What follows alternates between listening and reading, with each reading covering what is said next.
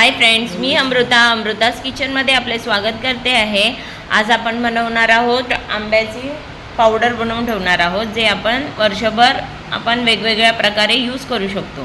ठीक आहे, जे आपल्याला वर्षभर आपल्याला अशी भेटणार। त्यासाठी इकडे मी मँगोज घेतले आहे, ते चांगले वॉश करून घेतले आहे आणि छान असे कोरडे करून घेतले आहे, म्हणजे त्यांना चांगलं पुसून घेतलेलं आहे। त्यात जरा पण पाण्याचा अंश असता कामा नये। सर्वप्रथम आपण इकडे आंबा घेऊन त्याचा वरचा देठ जो आहे तो काढून घेणार आहे।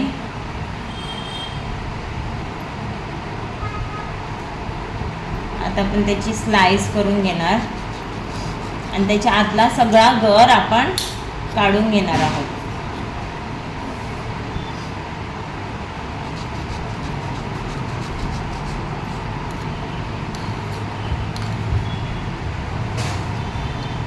आता आपण पूर्ण हा गर अशा प्रकारे काढून घ्यायचा आहे।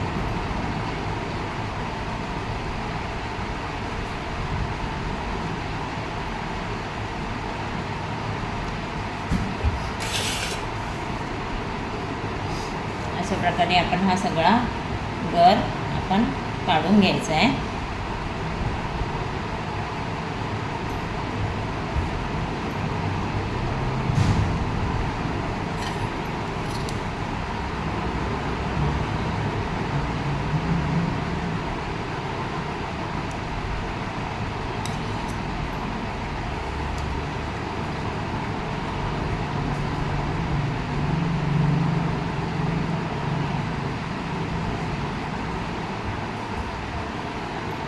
त्याची जी कोई असते, म्हणजे जे बी असते पारांबी, तिकडचा पण आपण सगळा गर अशा प्रकारे काढून घेणार।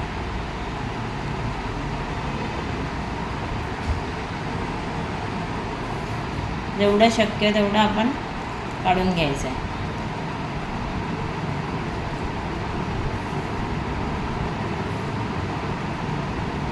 आणि याची स्लाइस करून घ्यायची आहे।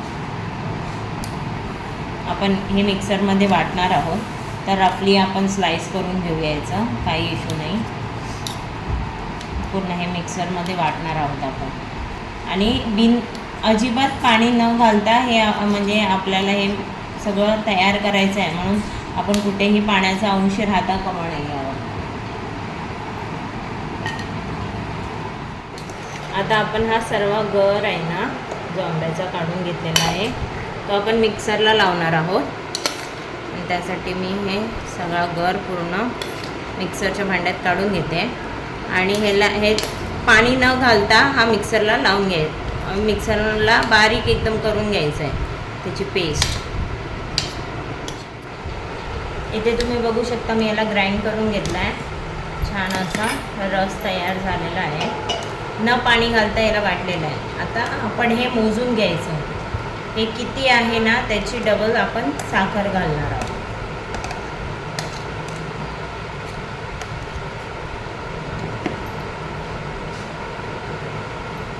एक झालं,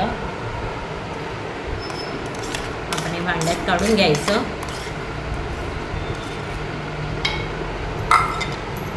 आणि हे थोडं सगळं आपण हे काढून घेतो। आता त्यानुसार आपण साखर घालायचं आहे। आंबे कधी पण चवीने गोड असतील असे आंबे घ्यायचे आहे, आणि आंबे छान धुवून पुसून घ्यायचे आहे, आणि यात अजिबात वाटताना पाणी घालायचं नाही। आता जेवढा आपला आंब्याचा गर आहे त्याच्या डबल आपण साखर घालणार आहोत।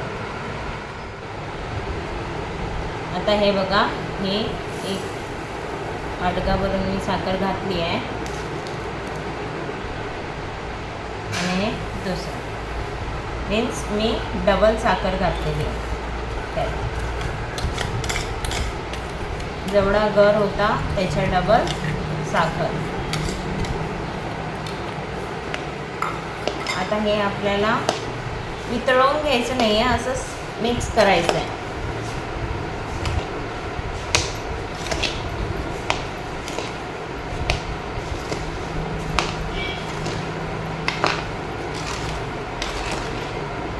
साखर हे प्रिझर्वेटिव्हचं काम करते. आता आपण ह्यात मँगो इमल्शन घालणार आहोत.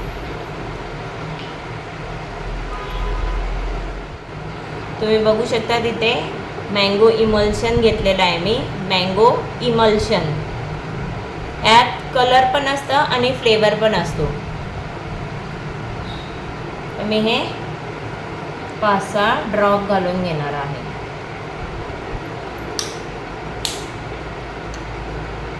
आणि ह्याला छान असं मिक्स करणार आहे.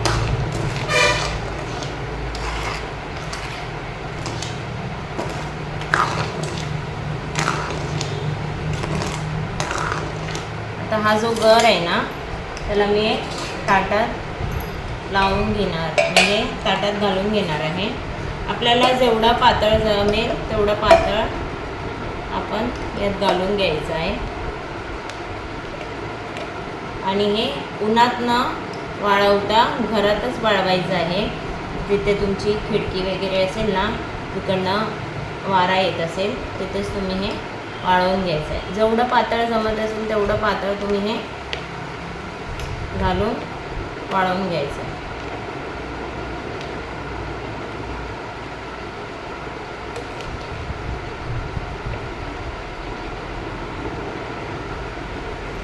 अशा प्रकारे आपल्या इकडे 5 ताटं झालेली आहेत. आता हे आपण बिना उन्हाच्या 6 ताटं झालेली आहेत. आपण आता हे बिना म्हणजे उन्हात न ठेवता असं नॉर्मली सुकवणार आहोत. जिकडनं वारा येतो, अदरवाईज फॅन खाली किंवा खिडकीच्या इकडे असं जिकडे नॅचरली म्हणजे असं आपल्याला वारा आपण हे होतो तशा जागेवर आपल्याला हे ठेवायचं आहे. किंवा तुम्ही फॅन खालीही सुकवू शकता. हे आपण चांगलं सुकवून घेणार आहोत. आणि आपण यात गूळ पण घालू शकतो, पण गूळ घातल्यानंतर त्याचा कलर वेगळा होणार, थोडंसं असं हे होणार. म्हणून गूळ न वापरता आपण इकडे साखर वापरणार आहोत. आणि यात पिठी साखर अजिबात वापरायची नाही आहे.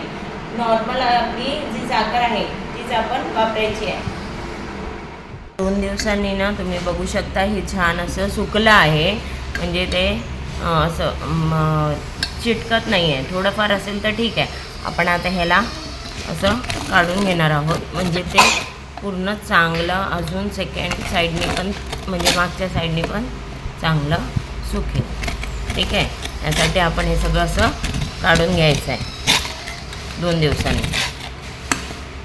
तर त्यात क्रिस्टल असल्यामुळे ते लवकर सुकण्याला मदत होते. की नाही, हे पूर्णपणे छान असं सुकलेलं आहे. आता आपण हे मिक्सर जारमध्ये काढून घ्यायचं आहे आणि ह्याची पूड करून घ्यायची, पावडर करून घ्यायची. मी थोडं घालणार आहे बिकॉज हे भरपूर आहे.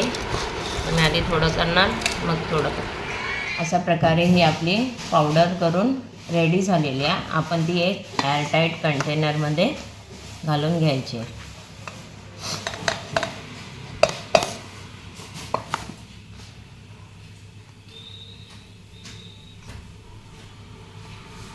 आता मी पूर्ण जेवढं आहे तेवढं पूर्ण वाटून घेते. नंतर मग मी तुम्हाला ते कसं प्रिझर्व करायचं काय ते दाखवेन. म्हणजे कसं ठेवायची, ती कुठे ठेवायची हे सगळं सांगेन. अशा प्रकारे मी सगळ्याची पावडर बनवून घेतलेली आहे. ती आपण एअरटाईट कंटेनरमध्ये बंद करून ठेवून टाकायचं आहे. असा डबा घेऊन एअरटाईट त्याच्यामध्ये बंद करून आपण बाहेरही ठेवू शकता आणि फ्रीजमध्ये पण ठेवू शकता. फ्रीजमध्ये पण ठेवू शकता आणि बाहेरही ठेवू शकता. ही तुमची 1-1.5 वर्ष पावडर अशीच्या अशी चांगली राहू शकते. ठीक आहे. फक्त ही काळजी घ्यायची आहे की तुम्ही ज्यावेळेस काही बनवाल तर ओला चमचा यात घालायचा नाही आहे किंवा ह्याला डायरेक्ट कॉन्टॅक्ट करून द्यायचं नाही आहे ओल्या कुठल्याही याची. डायरेक्ट कॉन्टॅक्ट ओल्या कुठल्या गोष्टीशी करून द्यायचं नाही आहे बस. आता ही आपली मी पावडर घेतलेली आहे. ठीक आहे. आता हा एक ग्लास घेते, त्याच्यात मी थंड पाणी ओतून घेते. ॲक्च्युली माझ्याकडे बर्फ नाही आहे, नाही तर तुम्ही बर्फही घालू शकता.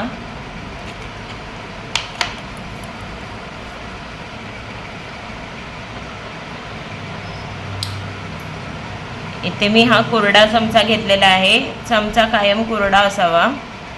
यात मी तुम्ही बघू शकता 1 टेबलस्पून घातलेला आहे आणि मी अर्धा टेबलस्पून घालते आहे.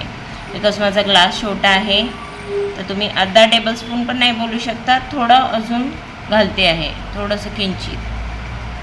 ठीक आहे. आता मी ह्याला तुम्हाला मिक्स करून दाखवते.